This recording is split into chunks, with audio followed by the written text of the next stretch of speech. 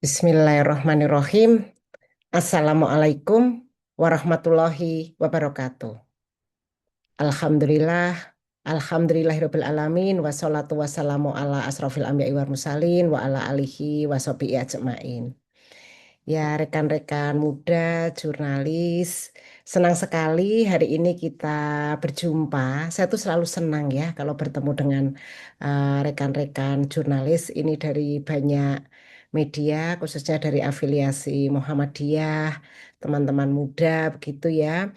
Nah, pada selama 2 hari ini kita akan membincang tentang bagaimana memainstreamingkan GETSI dalam kerja-kerja jurnalistik.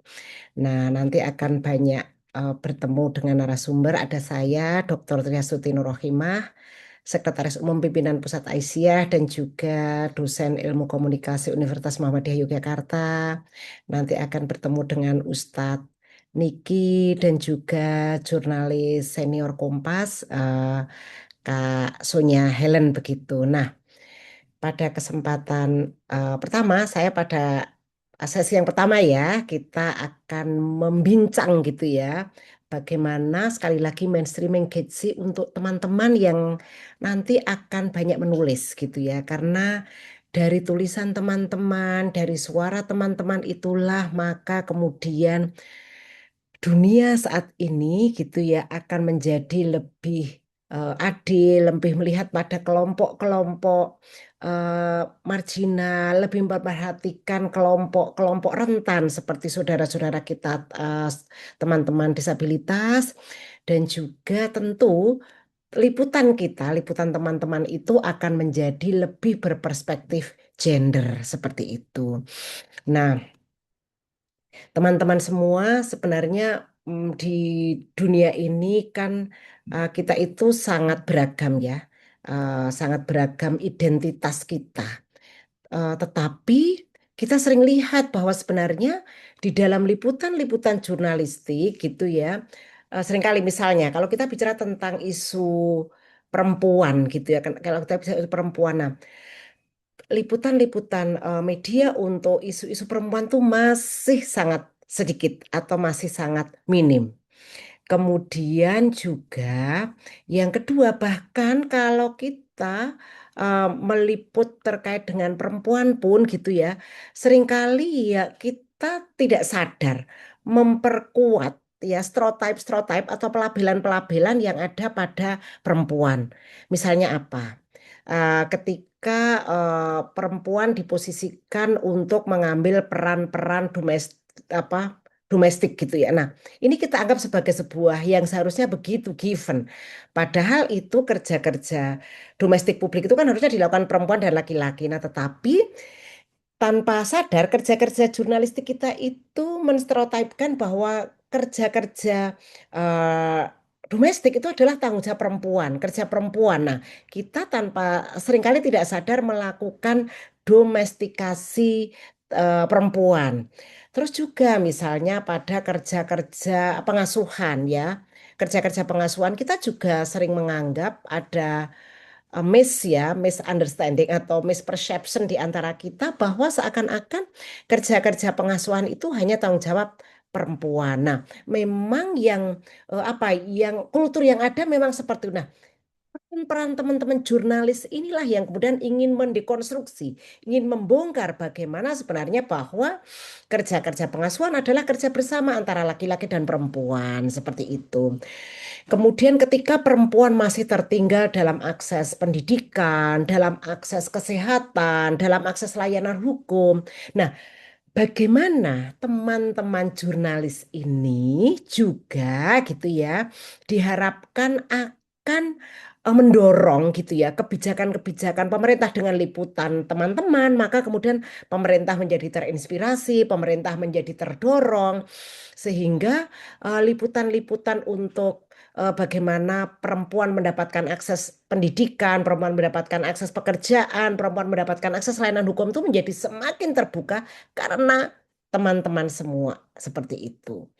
Nah, yang lain teman-teman, kalau kita bicara tentang isu kesetaraan apa namanya kesetaraan gender itu isu kekerasan gitu ya, isu kekerasan. Nah, kita masih melihat teman-teman kasus bagaimana sih kita mungkin berefleksi banyak media-media yang masih memberitakan kasus-kasus kekerasan itu kekerasan seksual gitu ya dengan bahkan tidak jarang yang melanggar etika jurnalistik gitu ya misalnya mencantumkan nama korban, bahkan ada yang menyantumkan alamat dengan lengkap, menceritakan dengan detail kronologi kejadiannya.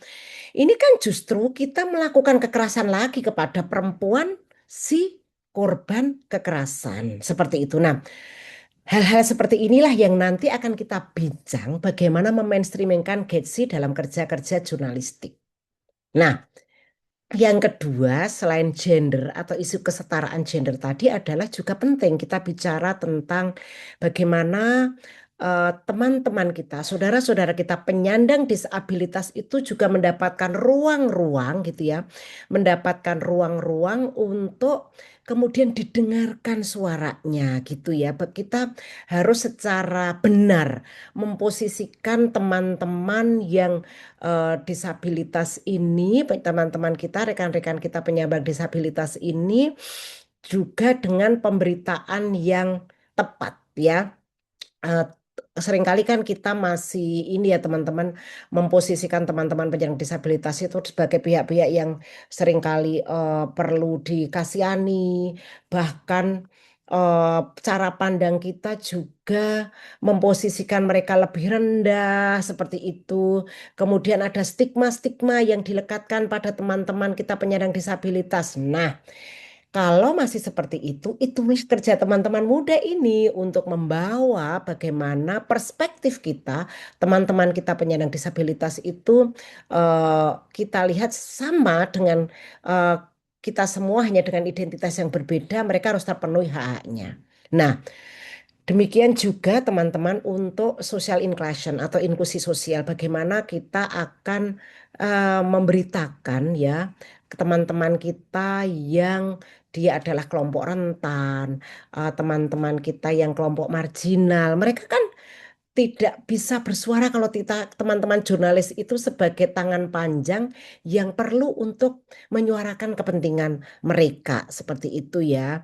Banyak misalnya teman-teman, siapakah mereka nih kalau kita bicara tentang social inclusion ya. Kita mungkin bisa kelompok rentan di sini adalah termasuk lansia, ibu hamil, ibu menyusui, saudara-saudara kita yang berada jauh di ujung-ujung Indonesia, teman-teman pekerja migran, teman-teman masyarakat adat, anak-anak kita yang berhadapan dengan hukum, ya remaja-remaja miskin. Ini adalah kelompok-kelompok marginal, kelompok-kelompok rentan yang kita teman-teman semua dengan karya-karya jurnalistik teman-teman harapannya teman-teman itu akan membawa suara-suara menjadi lebih inklusif seperti itu ya. Nah, yang selanjutnya teman-teman semua, yuk kita akan mulai melihat. Saya akan apa ya, menyampaikan kepada teman-teman semua. Teman-teman sendiri sebagai jurnalis atau sebagai warga negara Indonesia, pernah nggak teman-teman ini ya eh, s- karena identitasnya mengalami diskriminasi? Yuk kita lihat satu persatu. Misalnya karena jenis kelaminnya, entah laki atau perempuan mengalami diskriminasi, entah karena usia, sering ya anak muda mah nggak tahu apa-apa, sering kali gitu ya teman-teman. Karena sukunya ya, suku di Indonesia kan terdiri dari banyak suku ya teman-teman. Nah, pernah nggak karena sukunya kemudian kita merasa terdiskriminasi? Karena ras dan etnis kita seperti itu, karena agama yang kita peluk, karena warna kulit kita, karena pekerjaan kita ya. Seringkali kan di dalam status sosial ekonomi pekerjaan ini kadang mana sih pekerjaan dianggap lebih tinggi, pekerjaan dianggap lebih rendah, seperti itunya hanya karena pekerjaan kita misalnya saya sebagai ART ya misalnya saya sebagai penjual makanan keliling misalnya seperti itu juga seringkali karena disabilitas dan non disabilitas karena saya penyandang disabilitas seringkali misalnya mengalami diskriminasi aduh mau pergi ke puskesmas sana di sana tidak ada nih lah misalnya yang handrail yang kemudian kita atau kemudian layanan braille atau layanan audio seperti itu atau misalnya karena saya apa disabilitas saya kemudian mau bekerja sementara saya sarjana saya tidak bisa atau karena saya disabilitas saya tidak bisa mendapatkan akses pendidikan yang baik seperti itu. Nah,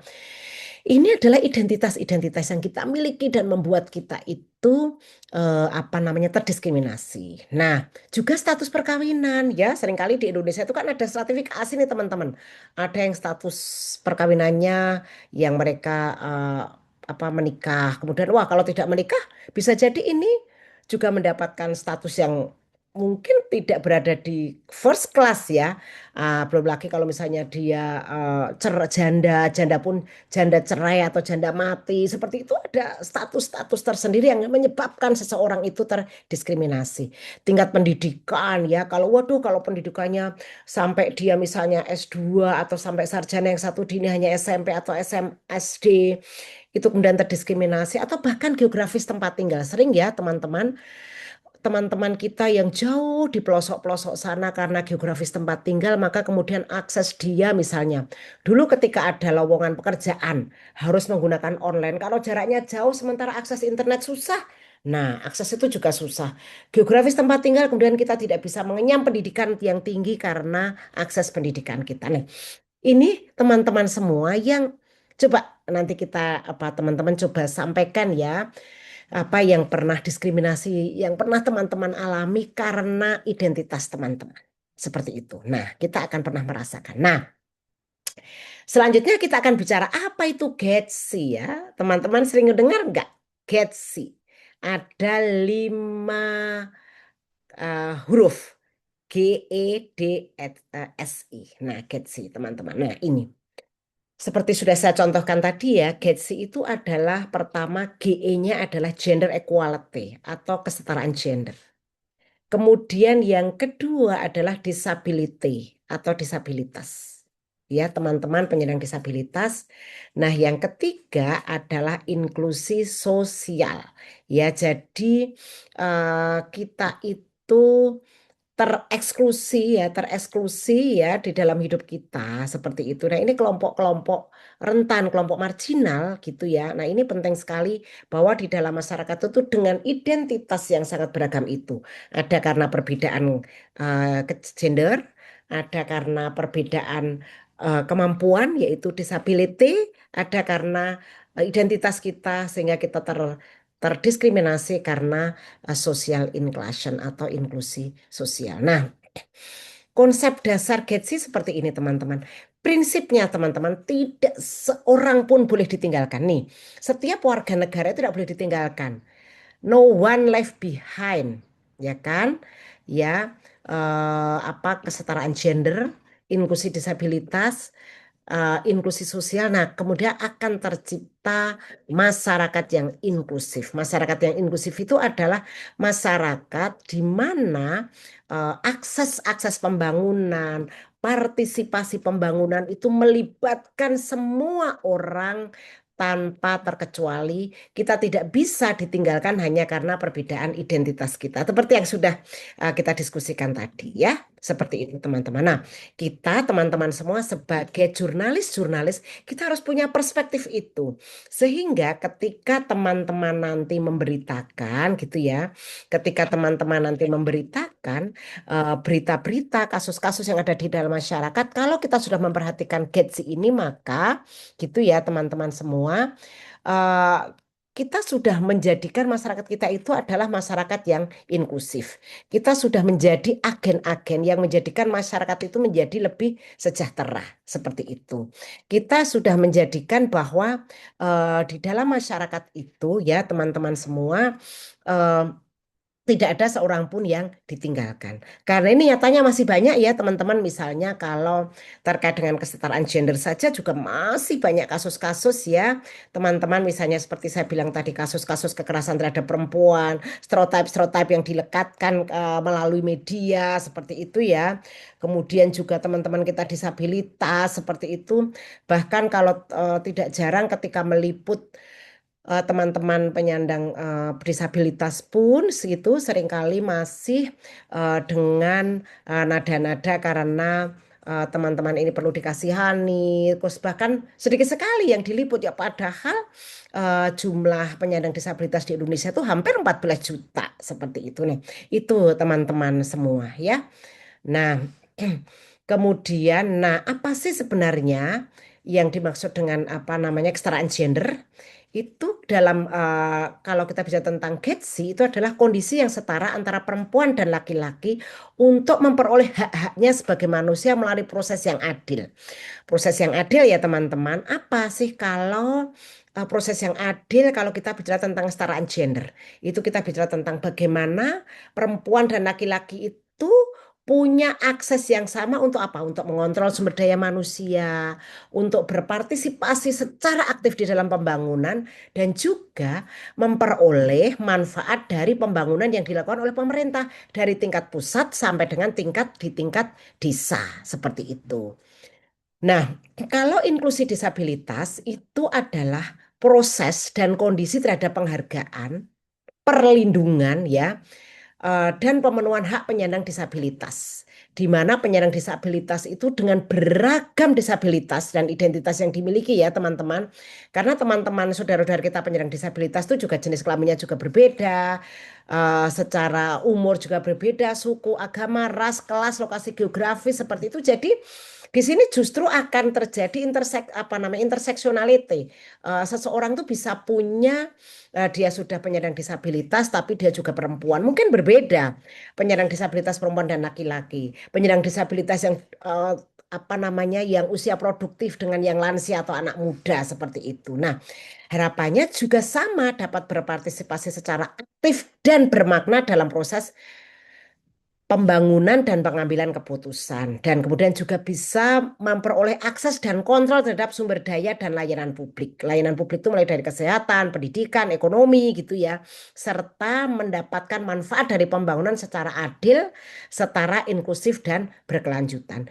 Jadi kalau nomor penting sekali ketika bicara tentang GETSI itu adalah yang pertama adalah rekognisi. Ada pengakuan ya teman-teman, ada pengakuan terhadap mereka. Kalau sudah diakui juga di sini ada representasi, diwakili dan kemudian juga ada partisipasi ya, ada keterwakilan dari mereka seperti itu. Nah, ini beragam penyandang disabilitas itu macam-macam. Nah, nanti teman-teman kita pelajari lebih lanjut karena nanti ada sesi khusus yang akan bicara tentang bagaimana ragam disabilitas. Nah, ada fisik, intelektual, disabilitas sensori, disabilitas mental. Nah, kita nanti akan diskusikan lebih detail seperti itu. Jadi sebenarnya kenapa terjadi disabilitas? Intinya saya akan jelaskan begini, karena di sini ada keterbatasan dan hambatan. Nah, kalau hambatan ini dihilangkan, maka sebenarnya gitu ya, maka sebenarnya eh, nanti teman-teman ini akan terpenuhi haknya. Maka hambatan-hambatan untuk berpartisipasi bagi teman-teman penyandang disabilitas juga harus dihilangkan. Keterbatasan-keterbatasan yang ada juga kemudian harus dibuka sehingga teman-teman itu menjadi tidak terbatas lagi seperti itu ya.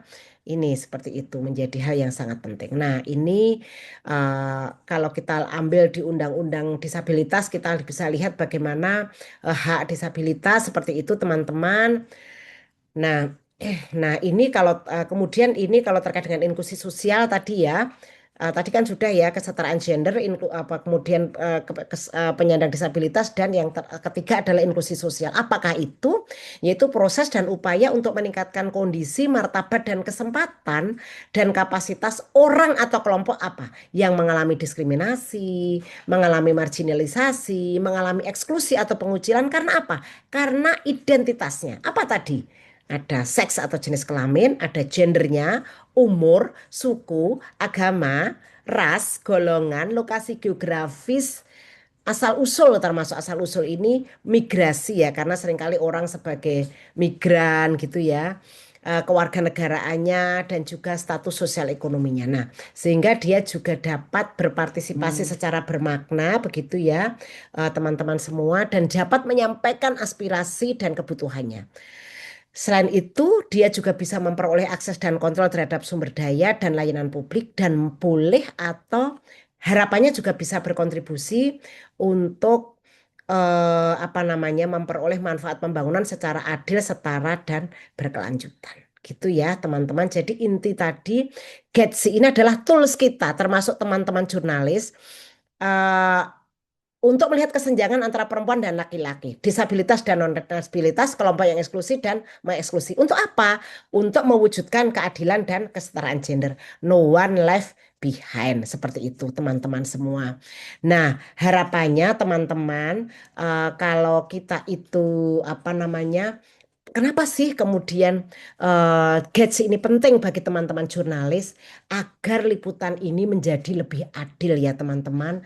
Eh, kita memastikan ya teman-teman jurnalis harus memastikan bahwa suara semua kelompok akan diperhatikan. Kemudian juga masyarakat menjadi lebih inklusif. Harapannya liputan Getsi ini akan mendorong pada perubahan-perubahan sosial baik melalui pemberitaan, stigma-stigma hilang, pemerintah juga kemudian mendekarkan akan dilakukan advokasi dan juga standar jurnalisme akan meningkat. Karena apa? Liputan menjadi lebih berimbang dan juga lebih sensitif dengan memperhatikan kelompok-kelompok dalam masyarakat yaitu dari sisi Getsi tadi. Nah, karena apa? Getsi ini merupakan hak dari hak asasi manusia dan wujud nyata dari penghormatan, pemenuhan dan perlindungan hak asasi dan martabat manusia.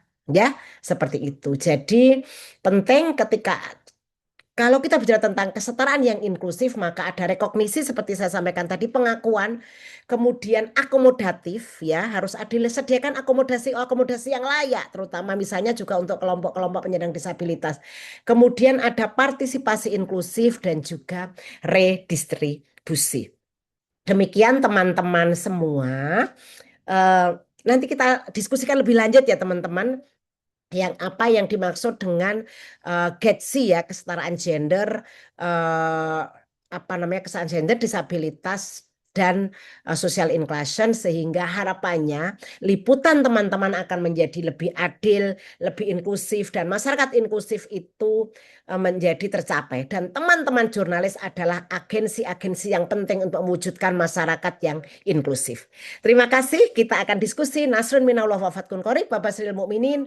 Wassalamualaikum warahmatullahi wabarakatuh.